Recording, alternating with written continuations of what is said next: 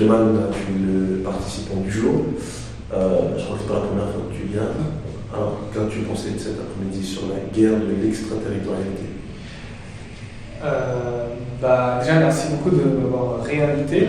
Je l'ai vu une première fois, notamment autour de la thématique des fake news avec Geneviève Botzinger.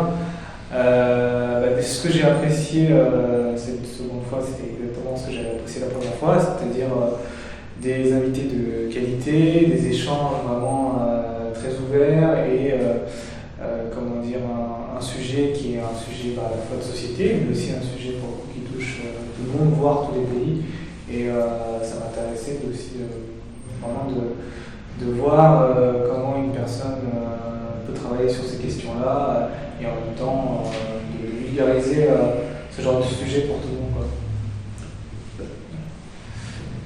Merci d'être venu.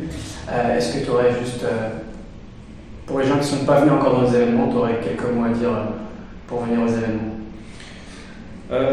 Quelques mots déjà, c'est accessible, c'est dans des beaux locaux. Et c'est aussi un moment et un temps d'échange qui pour moi sont quand même utiles parce que c'est organisé par des personnes là, pour le coup assez jeunes et au final qui sont assez proches des gens, quoi. Et moi je trouve que c'est des moments qui sont intéressants parce que ça nous permet vraiment de nous poser, d'échanger entre nous et d'avoir quelque chose d'important à partager. Alors, j'ai le signe de l'idée qu'il faut conclure.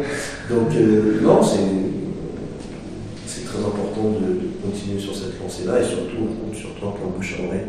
C'est ce qu'on dit à tous les participants. On peut compter sur moi. Merci, et puis à une prochaine fois. Merci à toi. Ciao. Bien, merci à toi, Charles, pour ta venue. Tu nous as consacré 3 heures en ce samedi 25 janvier 2020. Donc nous, on consacre toujours un petit moment pour les impressions de l'intervenant avec quelques petites questions. Donc, qu'est-ce que tu en as pensé de cet après-midi? J'ai beaucoup apprécié, surtout beaucoup de curiosité, beaucoup de temps pour échanger et pour creuser ce sujet qui pour l'instant est encore trop méconnu, qui est celui de l'extraterritorialité de la norme américaine, ses implications.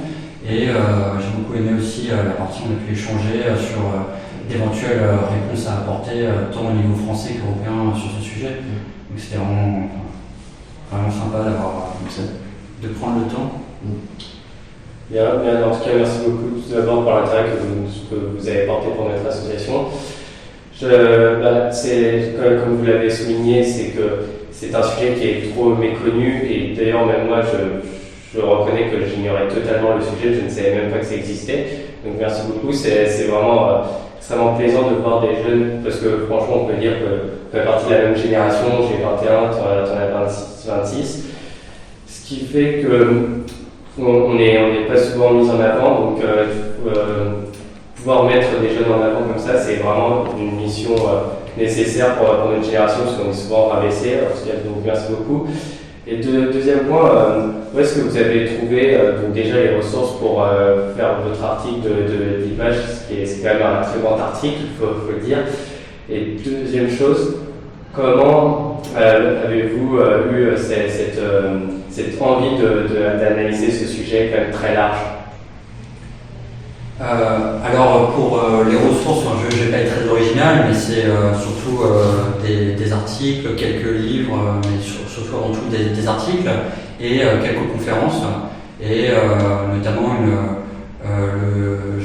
j'avais même assisté à une conférence dans ces locaux sur la réponse européenne au retour des sanctions extraterritoriales en Iran. Donc faut vraiment pas aller chercher loin pour trouver l'endroit où j'ai pu trouver une partie des ressources.